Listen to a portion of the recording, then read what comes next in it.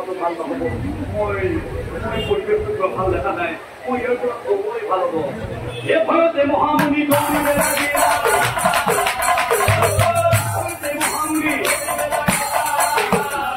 মহামুনি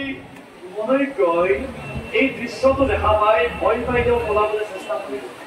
লগে লগে সেই দুষ্ট নাৰীজনী আকৌ চিঞৰি চিঞৰি গ'লে হাই হাই বুঢ়ামুনি ক'ত দৌৰি আছা ৰে মই যি কৰিবলগীয়া আছে সকলো কৰিয়েই পেলালে এতিয়া তই মোক দেৰি গ'ল কিন্তু তোৰ কেৰাত নাই দে বুদ্ধি কৰি নাৰীজনী কান্দি পেলা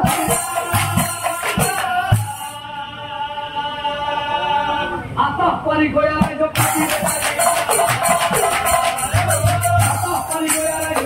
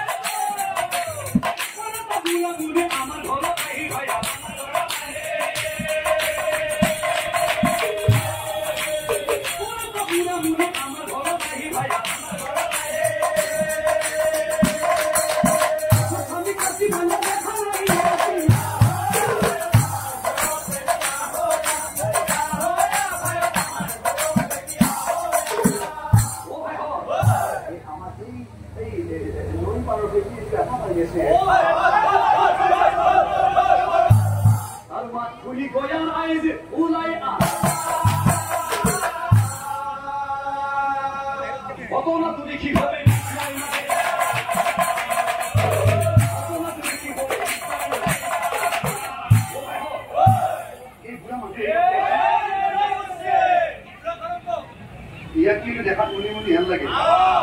ই কিন্তু মুনি নহয় ই কিন্তু মুনি নহয় মোৰ বোধেৰে ই আজিকালি কি মানে জগত বেছি ওলাই আছে মোৰ বোধেৰে ই কিন্তু এই মুনিৰ হাতে জপাই ধৰি ধীৰে বতান এৰি ধীৰে বতান এৰি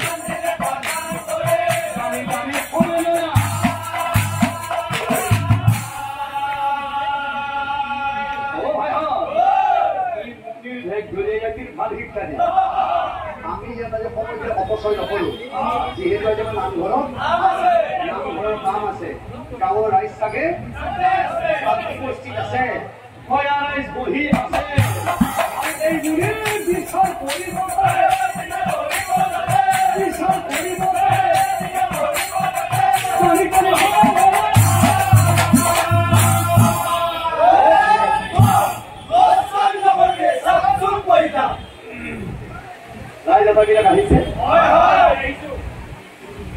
আজি তোমাৰ নামঘৰ কাম আছিলে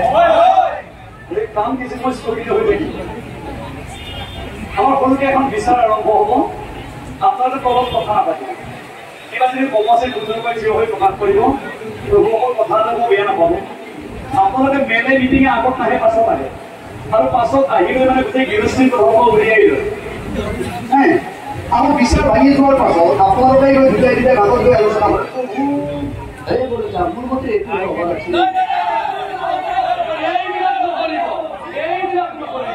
কিবা যদি কব আছে ইয়াতে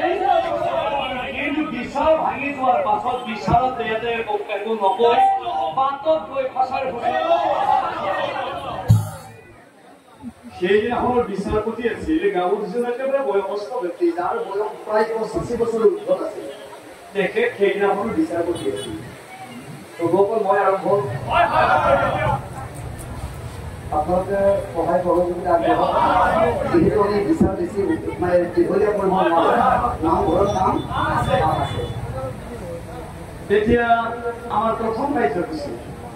এই মুনিজনৰ হাতৰ বান্ধটো খুলি লওঁগে মুনিজনৰ হাতৰ বান্ধটো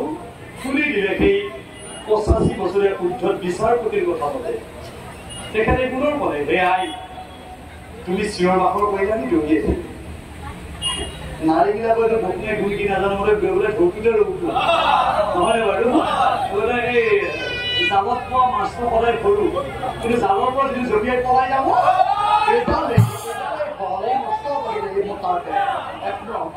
গতিকে পোৱাটো সৰু যোৱাটো খুব ডাঙৰ তুমি চিঞৰ বাখৰ কৰিলে আমি দৌৰি আহিলো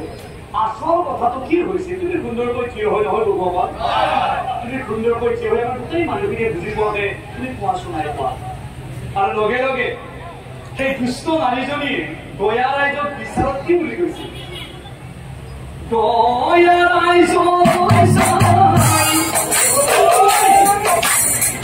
নাৰী জনীয়ে সোণাৰাই মোৰ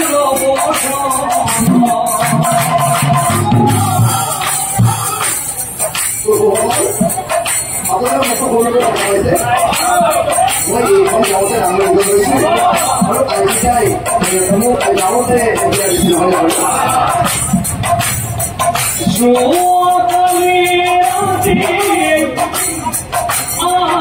ঘৰতে থাকি এই বুঢ়া মানুহজনে ৰাতিপুৱা যোৱাৰ সময়ত নিব খোজে মোক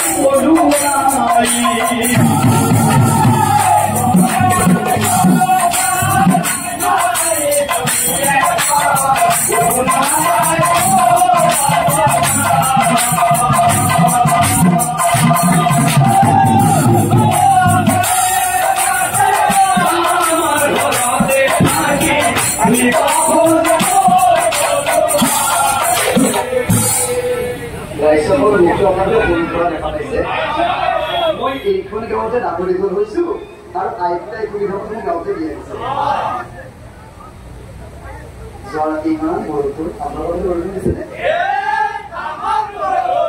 ইমান বৰষুণ এতিয়া আমাৰ ঘৰতো বেলেগ মানুহ কোনো নাই মোৰ মালিক আৰু মই বেলেগ ঘৰৰ কোনো নাই আমি সোনকালে খাইছো আৰু শুইছো মোৰ মালিকৰ কথা কি এবাৰ বুজাবন দিয়ে এবাৰ মৰে যাব বাহিৰত আহি কোনোবা এটা মালি মাতি আছে এ মাই উঠছো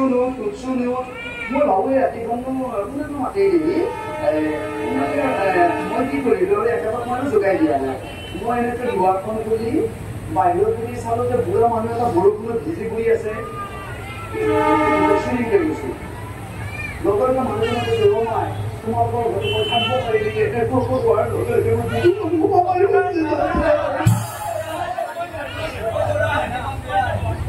এজন মানুহ বিপদত পৰিছে মই ক্লাছ ছোৱালীদিন কৈছো বাৰু মোৰ বংশত নাই জানেনে এনেকুৱা মই আলহী অতিথি শুশ্ৰূষা কৰা মোৰ আই বিনে মোৰ আইতা আই গাই থৈ গৈছে যে বিপদৰ পৰা মানুহক তুমি সহায় সাহায্য কৰিলা মোৰ কথা বিচনা আছে কথা আছে কিয় নাথাকিব কৈছো বাৰু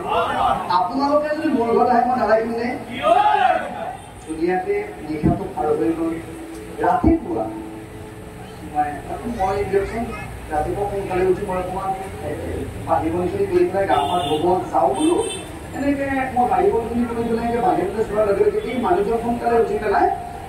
মোৰ তেখেত আকৌ ইমান সোনকালে কোনো উঠা নাই মোক কৈ আছে এ মাই তোমাৰ মালিক কোন ভাল লাগে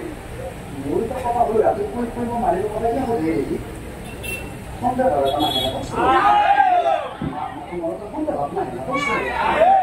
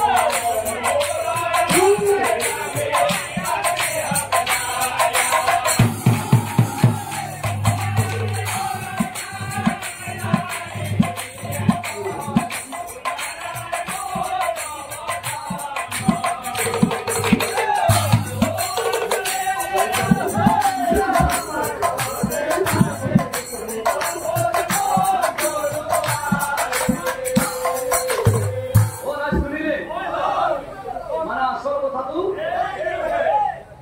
এতিয়া আমি মুনিক সোধো নহয় বাৰু এইবাৰ মুনিক সেই 80 বছৰ মানে 85 বছৰৰ ঊৰ্ধত বিচাৰটো দেখিছিলে মুনিব তেখেতৰ পৰা সকলো কথা আমি শুনিলো কিন্তু আমি এজনেই কোনে বিশ্বাস নকৰো আমাৰো বিচাৰ বিবেচনা আছে নহয় বাৰু বিশ্বাসৰ শুদ্ধত আমি উপনীত হ'ব লাগে এটা আপুনি কওক মুনিব আপোনাৰ নামটো চিনাকি কি মানুহজন চিনাকি আপুনি মুনি হৈ এই জঘন্য কামটো কিয় কৰিব সাহস কৰিলে কওক কোনো ভয় কৰিব নালাগে আৰু লগে লগে সেই মহামুনি মনৈক্যই এইবাৰ বিচাৰত বয়াৰ কি বুলি কৈ দিছিল ও কান্দি